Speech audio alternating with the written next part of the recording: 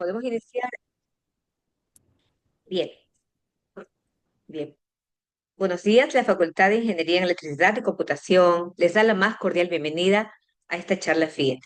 A continuación, tengo el agrado de presentar a la expositora, la doctora María Marisol Wong Villacrés. La charla FIET el día de hoy se basa en Bitácora, un conjunto de herramientas para ayudar a las organizaciones sin fines de lucro a reflexionar críticamente sobre el uso de datos en las redes sociales. La doctora Marisol Wong Villacrés es doctora en computación centrada en el humano, en el Georgia Institute of Technology, con especialización en ciencias del aprendizaje y tecnología. Posee una maestría en interacción humano-computador y sistemas de información. Sus áreas de investigación comprenden diseños tecnológicos para educación de padres inmigrantes, prácticas de datos en comunidades subrepresentadas y tecnologías para ciudades sostenibles. Su experiencia académica, profesora asociada en la Escuela Superior Politécnica del Litoral desde el año 2001, investigadora en laboratorios de tecnología cultural y empoderamiento en Georgia Tech. Ha liderado proyectos destacados como el diseño de TIC basadas en fortalezas para padres inmigrantes latinos y proyectos sobre preservación cultural en comunidades desplazadas. Es autora de publicaciones en conferencias y revistas indexadas, destacando diseños basados en enfoques en HCI. Su experiencia docente en SPOL ha dictado cursos de interacción humano-computador, fundamentos de programación, redes computacionales, entre otros, y en universidades internacionales. Ha recibido reconocimientos y becas, como financiamientos de entidades como Microsoft Research, Fulbright, y menciones honoríficas en publicaciones científicas. Tiene es miembro y es un miembro activo en organizaciones y conferencias internacionales, así como revisora en múltiples eventos y mentora de clubes estudiantiles. Ha sido invitada como ponente en instituciones de prestigio como la Universidad de Toronto y ha realizado podcasts sobre diseño participativo. Es afiliada a la ACM desde el año 2012 y tiene una participación activa en comunidades de software libre y diversidad en tecnología. A continuación, doy paso a la doctora Marisol Wong Villacrés para la charla final. No, muchas gracias, María Angélica. Eh, bueno, hola a todos. Como ya indicó María Angélica, soy Marisol. Mi nombre de publicación es Marisol Wu Villacrés. Soy docente de aquí de la FIEC en la carrera de computación y el día de hoy me es muy grato presentarles el artículo en nombre traducido al español Bitácora, un toolkit, ¿no? Un set de herramientas para ayudar a las ONGs a reflexionar sobre el uso de datos de redes sociales. Este fue parte de la disertación de doctorado de mi colega Adriana Alvarado García, la cual fue primera autora, y yo colaboré con este proyecto como segunda autora para poderlo publicar en la conferencia ACM CAI 2024. Bien, quisiera comenzar un poco revisando el tema de cómo se encuentra la investigación hacia el uso de datos de redes sociales para informar a las organizaciones no gubernamentales, especialmente en el sector humanitario. Ha habido últimamente muchos elogios hacia el potencial de estos datos, ¿no? Porque si, por ejemplo, nosotros que vivimos tantísimas crisis, sabemos lo que pasó en el terremoto, redes sociales se convirtió a la fuente inequívoca para saber qué estaba pasando, dónde llevar las donaciones, etcétera. A eso se refiere el uso de datos en redes sociales. Si nosotros pudiésemos tener herramientas computacionales que puedan extraer todo lo que está pasando, las investigaciones indican que podríamos tener muchísimo potencial de informar cómo hacer las cosas mejor. Bien, ahora con este boom que también ha traído el desarrollo de métodos y técnicas computacionales para explotar estos datos, ya se vuelve crítico empezar a discutir qué significa realmente con impacto social, hablando de impacto social, el hacer que las ONGs, las organizaciones no gubernamentales, tomen estos datos, los recolecten y puedan utilizarlos para tomar decisiones que afectan realmente la vida de las comunidades más vulnerabilizadas por las crisis humanitarias. Bien, en una reciente investigación que hicimos justamente con Adriana, encontramos que esta idea de promover datos de redes sociales como la solución para las ONGs está basada en tres suposiciones que no siempre tienen el sustento necesario.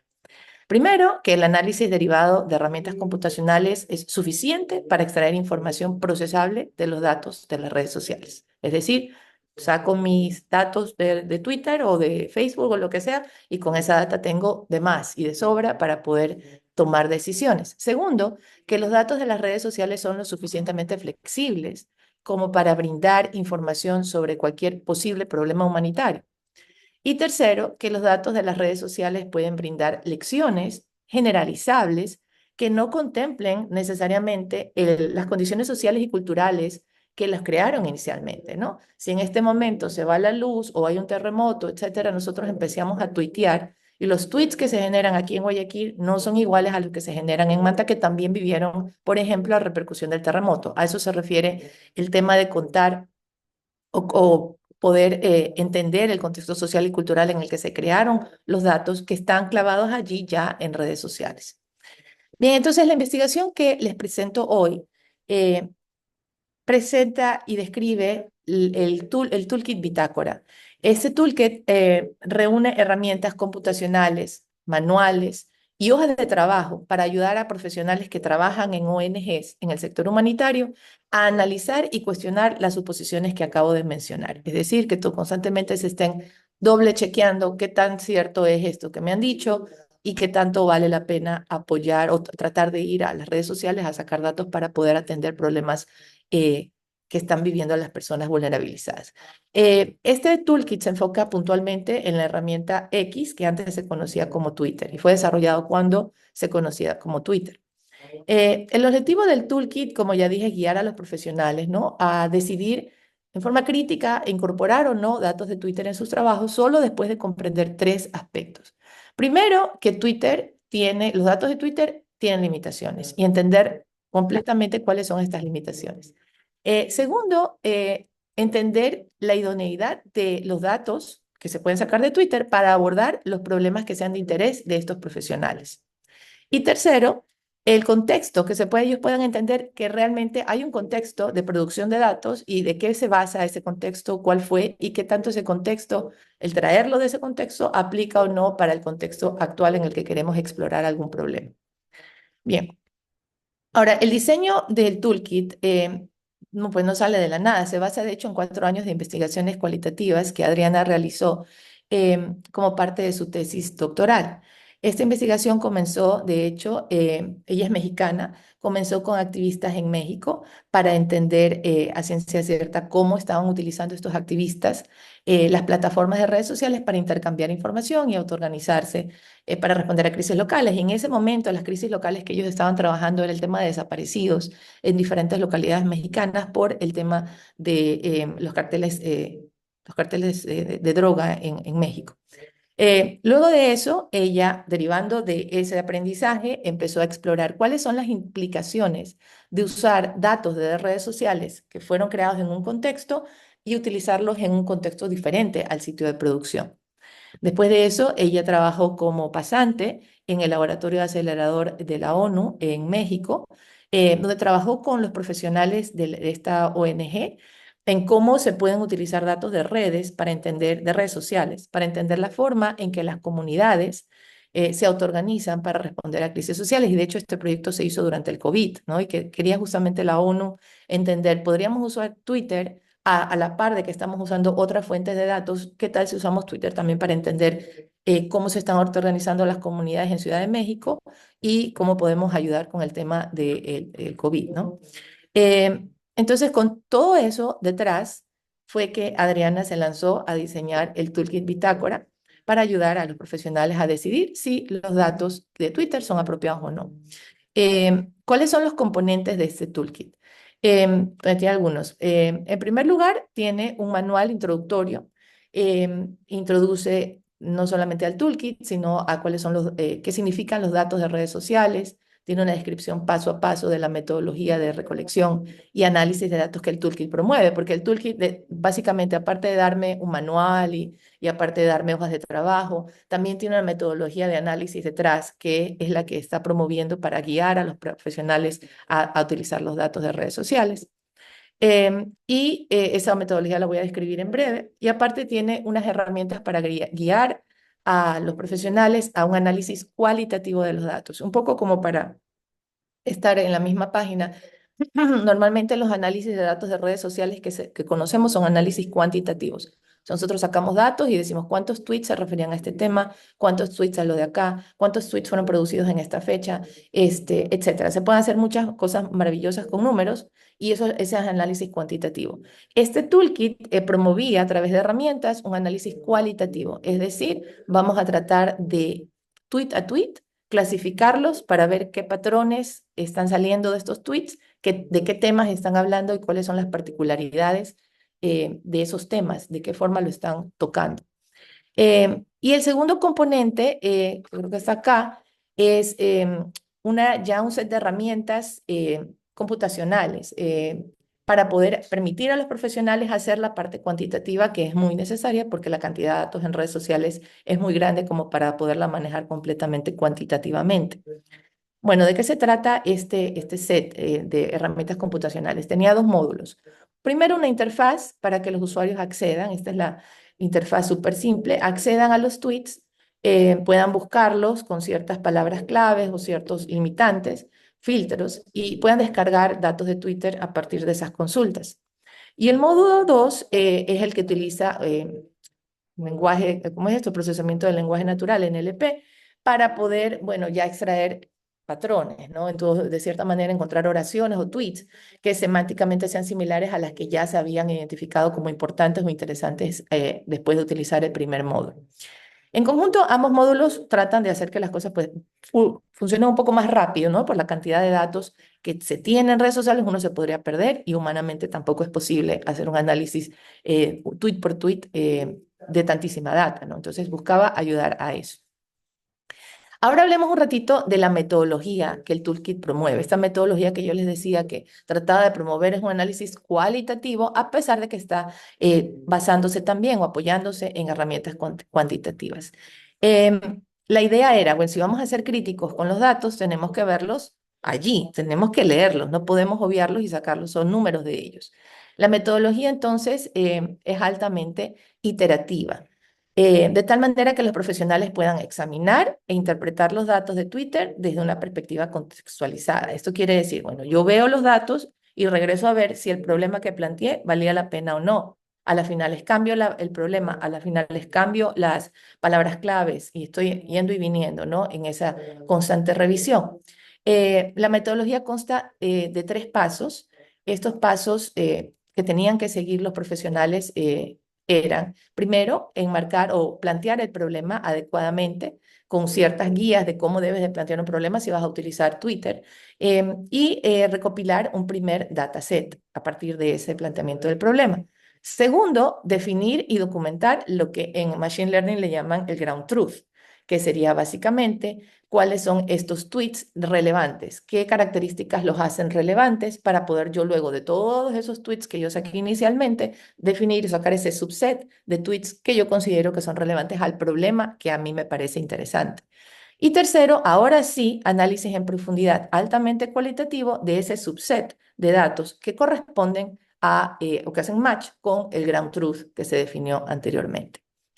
Bien, entonces, una vez que se tenía el toolkit, se procedió a la evaluación. Ahora, esta evaluación tampoco es cuantitativa, es una evaluación cualitativa para entender cuáles eran las reacciones e interpretaciones de los profesionales hacia esta herramienta. Entonces, la forma en la que se hizo fue a través de 2 estudios, como dije, cualitativos. El primer estudio se llevó a cabo exclusivamente con los profesionales del Laboratorio de Aceleración de México, en el que, como comenté, Adriana hizo una pasantía durante más de 9 meses. El segundo estudio se llevó a cabo con otras 2 ONGs que no eran tan grandes ni tan prevalentes como lo es la ONU, ¿no? La ONU realmente es una organización bastante poderosa. Entonces, si decimos la ONU se lanza a usar Twitter, pues la ONU tiene muchos recursos como para poderlo hacer bien. Pero otras organizaciones más pequeñas, lo que queríamos saber aquí era si tenían o no esos recursos y cómo lo iban a manejar. Ambos estudios tuvieron una metodología similar. Siguieron una sesión introductoria donde los participantes aprendieron sobre la metodología propuesta, las implicaciones de usar datos de redes y el cronograma y los objetivos de la evaluación. Después tuvieron ya sesiones individuales donde ellos ya no estaban monitoreados, o pues quizás monitoreados sí, pero ya no estaban apoyados en el intermediario, el mediador, en este caso la investigadora, Adriana, eh, sino que se lanzaron a utilizar el toolkit de forma independiente, explorando las implicaciones de integrar Twitter en su trabajo. Y al final se hizo una especie de grupo focal, una sesión grupal, donde ellos informaron sobre su experiencia utilizando el toolkit, presentaron los hallazgos preliminares de haber utilizado el toolkit. Bueno, ellos, digamos que un problema que quisieran explorar era cuál es el rol que tiene el género en la crisis de COVID. O qué rol, por ejemplo, en el caso nuestro, si fuese, ¿no? Qué rol puede haber tenido temas de género en el terremoto del 2016, por ejemplo. Esos eran temas que ellos tenían interés, ¿no? Entonces luego al final ellos pusieron, bueno, esto es lo que encontramos, este es el problema que teníamos, esto es lo que encontramos, y formularon preguntas y escucharon el progreso de los demás, en lo cual se engancharon en una discusión muy interesante de qué tan útil había sido utilizar el toolkit para este proceso, para sus metas. Estas sesiones duraron entre 60 y 90 minutos, las introductorias y grupales. Bien, entonces, ¿qué hallamos? Y rápidamente los invito también a que visiten el paper que está publicado para poder ver con más detalle estos hallazgos, pero por encima, un poco, el toolkit generó tres reacciones diferentes en los profesionales. En las primeras etapas que los profesionales tenían que utilizar esta herramienta que les mostré, donde ponían como sus keywords, las palabras claves o las fechas entre las cuales querían explorar los tweets, este énfasis en límites o filtros, podemos llamarle, hizo que los profesionales realmente se detengan, porque ellos iban súper motivados. Temas de género en el terremoto de México, quiero saberlo todo. Pero en el momento que tienen que poner keywords, se dieron cuenta, pues, ¿qué keywords voy a poner? O, por ejemplo, temas de sostenibilidad afectados por el COVID. No sé cuáles son los keywords, porque para saber los keywords yo tengo que saber ir a los tweets y ver qué keywords están utilizando. Entonces empezaron a decir, bueno, si no es fácil determinar los keywords, quizás ese problema no es para mí. Tengo que ubicar otro problema donde yo sé que ese es un problema que realmente le están hablando en Twitter. Entonces tuvieron que ir y venir entre Twitter y los keywords, entre Twitter y el tiempo, y redefinir sus problemas mucho. Entonces fue interesante que tuvieran esas limitantes para sentirse motivados a reflexionar más críticamente de lo que estaban haciendo. Pero a medida que los profesionales avanzaban y ya se iban enganchando más con, bueno, ya tengo el dataset, le llamamos, ¿no? El primer set de datos y ya tengo que definir el ground truth y ya tengo que empezar a hacer más sobre qué datos me van saliendo, se iban involucrando mucho más con la idea de la herramienta de Twitter y ya no estaban tan aptos para decir voy a cambiar. Iban más bien ajustando sus metas y entendimientos de lo que era válido o no, y como que conformándose un poco. Ay, Twitter no me puede dar esto. Bueno, pues voy entonces a hacer cambios a lo que Twitter sí me puede dar. Entonces ya no era tanto no voy a usar Twitter, sino voy a tener que seguir usando Twitter, pero ya no para averiguar lo que yo quería averiguar porque Twitter no me lo puede dar. Entonces se iban ajustando a las limitaciones que Twitter les daba para, de hecho, a veces no reflexionaban en estas decisiones ni siquiera. ¿Qué implica que yo ya no quiera buscar temas de género? ¿Qué implica que yo ya no quiera entender sobre sostenibilidad, pero siga usando Twitter para este problema, ¿no? Ese tipo de reflexiones ya no las iban haciendo tanto a medida que iban enganchándose más con la herramienta. Y al final, obligarlos a tener en el dataset generado por el Ground Truth, el que ellos vayan a hacer el análisis cualitativo, que significa tweet por tweet, ir marcando y clasificando y categorizando, esa acción del final los hizo otra vez detenerse, los hizo revisar todas las decisiones que habían tomado antes, ¿no? Y revisar, bueno, qué tan útil realmente es son los datos de redes para poder contestar problemas en general que tienen que ver con el sector humanitario. Entonces reveló dificultades pragmáticas. Aparte de eso, pues que empezaron a discutir, ir y venir, esto realmente quizás Twitter para este tipo de problemas no me va a poder servir y concluir ese tipo de decisión. También empezaron a decir, pero el toolkit es muy cualitativo. Y al hacer demasiado cualitativo, ¿no? Esto es lo que dice, reveló dificultades pragmáticas para usar el toolkit. ¿Qué tan sostenible en el tiempo es que yo pueda introducir este tipo de herramienta, este toolkit, en mi organización? Y yo no tengo tiempo para leer uno por uno, tweet por tweet, e ir clasificando. Eso me demanda tiempo, esfuerzo. Al muchos a leer iban a datos secundarios, a información secundaria, a ver, bueno, qué artículos hablan sobre esto, para poder cruzar y como de cierta forma confirmar la interpretación que le estaban dando a los datos de Twitter. Todo eso demanda muchísimo tiempo y ellos al final, en la exposición final, dijeron, muy interesante, me pareció muy bueno, pero yo no lo puedo hacer así en mi día a día cuando yo tengo que tomar decisiones en caliente sobre si llevo o no donaciones a cierta área. Entonces concluyeron que el toolkit no es factible de utilizar de esa manera. Y como les digo, les recomiendo que revisen el artículo para encontrar más detalles sobre estas experiencias en particular que ellos iban y venían. Pero es, en conclusión, el toolkit es bueno, pero reflexionar críticamente no es tan factible cuando estoy haciendo trabajo en caliente. Entonces, sobre temas de trabajo a futuro, nuestros hallazgos sugieren, por lo tanto, que avanzar con el toolkit, si es que se fuese a avanzar con un toolkit como este, tiene que considerarse dos aspectos. En primero, que sí hubieron aspectos de diseño exitosos para la reflexión crítica. Primero, esta parte del proceso iterativo, ¿no? Que se promueve a través del uso de limitaciones. Si yo le pongo filtros, o sea, tienes que darme keywords, tienes que darme un tiempo de inicio, un tiempo de fin para sacar los tweets. Eso promovió un proceso iterativo y eso fue exitoso porque va alineado a lo que el toolkit quería lograr. Y también este énfasis de análisis manual tweet por tweet, ¿no? Eso también tuvo un éxito en la parte reflexiva. Sin embargo, también, como les dije, la sostenibilidad a largo plazo del toolkit queda en tela de duda. Para poder navegar eso, hay dos desafíos que cualquier investigador interesado en continuar esto debe de enfrentar. Es posible que, pues no, en el momento en que se tiene que tomar la decisión en caliente, el toolkit no sirve. Tiene que encontrarse un espacio educativo seguro en el cual realmente permita la reflexión, pero de forma, como digo, segura, ¿no? No afecte la vida de personas que están en las comunidades con necesidades urgentes. Y luego también nos dimos cuenta, como les decía, que había momentos en que los profesionales tomaban decisiones que no estaban reflexionando demasiado en ellas porque ya estaban como muy enganchados en Twitter. Entonces, ¿cómo motivar a que reflexionen más en esos puntos, ¿no? En el punto en el que tienen que definir el ground truth y qué significa dejar ciertas cosas a un lado para reemplazarlas y adaptarse a Twitter. Incluso antes, ¿qué significa escoger este keyword en lugar de este otro keyword? O sea, ¿qué significa tomar estas decisiones que son humanas al final, no son computacionales? Bueno, en resumen, para cerrar la charla, y no sé si he ido muy rápido, pero esto es lo que presentamos en la conferencia, nuestras contribuciones a los investigadores que están trabajando para apoyar a las ONGs, que de cierta manera hay muchísima presión para las ONGs de innovar. Las ONGs siempre tienen que estar innovando, porque peor ahora en la época de datificación que vivimos, ¿no? Si los datos están ahí gratis prácticamente en redes sociales, si las ONGs recolectan datos y que lo hacen, ¿cómo tienen o pueden utilizarla, ¿no? Si nosotros como investigadores queremos apoyar a las ONGs a hacer esto, pero de forma crítica, nuestra investigación contribuye de tres formas. En primer lugar, está el diseño del toolkit, que está enfatizando un análisis situado, desafía la retórica reduccionista detrás de la adopción de datos de redes sociales y que se puede extender y se puede probar en otras fases del trabajo de las ONGs.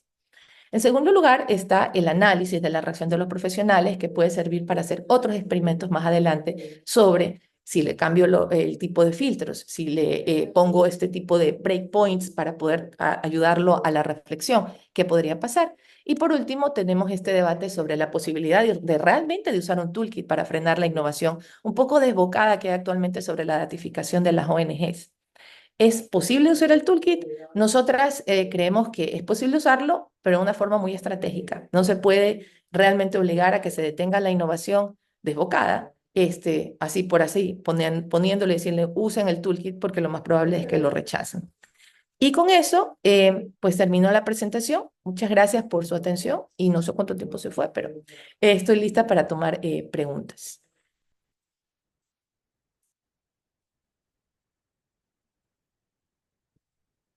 Sí, porque cuando tú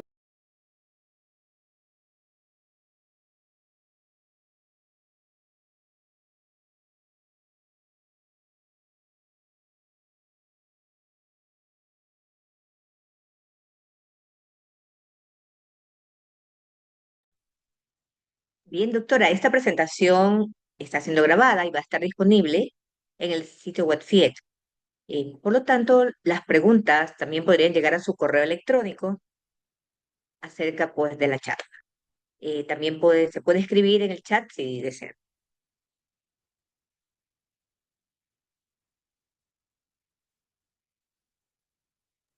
Anita, dime.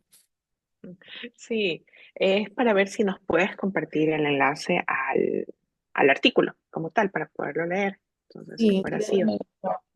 muchísimas gracias. O el título en inglés, porque si no, después no lo vamos a poder encontrar. Ay, no sé dónde está esto. Ya te Bueno, lo no, comparto. después igual lo puedes mandar. Me pareció sumamente interesante. Muchas gracias. Ujú. Aquí les pongo igual el artículo. Ay, perfecto. Con eso capturamos la pantalla. Muchas gracias.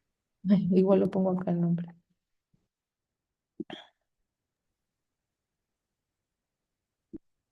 Por ahí. Ok, muchísimas gracias. Eh, Agradecemos a la doctora Marisol Wong Villacrés por esta exposición en la charla FIET. Agradecemos a la asistencia de los profesores y estudiantes y a continuación doy paso al Departamento Técnico de FIET para la toma de una fotografía. Pero ya nos tomaron. La gente ya hasta se fue. Ay, Angélica está muteada, pero sí, nos tomaron al inicio. No, la toma de fotografía, estaba muteada, mil disculpas. Agradezco, doctora, por su exposición, agradecemos a los asistentes y a continuación doy paso al Departamento Técnico de FIET para la toma de una fotografía. Bueno.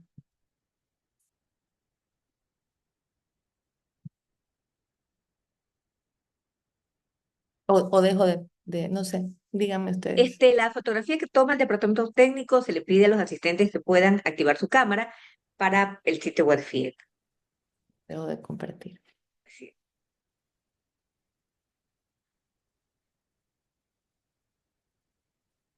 No sé si nos ayudan.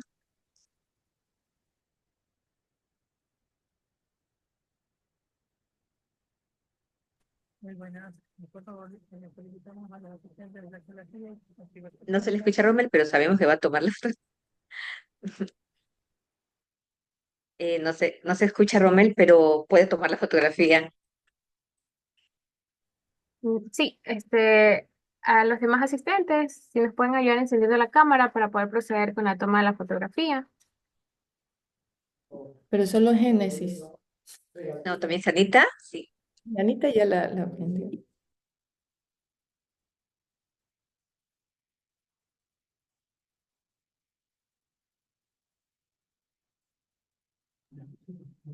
Listo, muchas gracias. Ok, muchísimas gracias. Agradecemos la participación de la doctora, agradecemos por su asistencia. La charla FIET ha concluido. Que tengan buenas tardes. Gracias, hasta luego. Hasta luego. Muchas gracias. Gracias.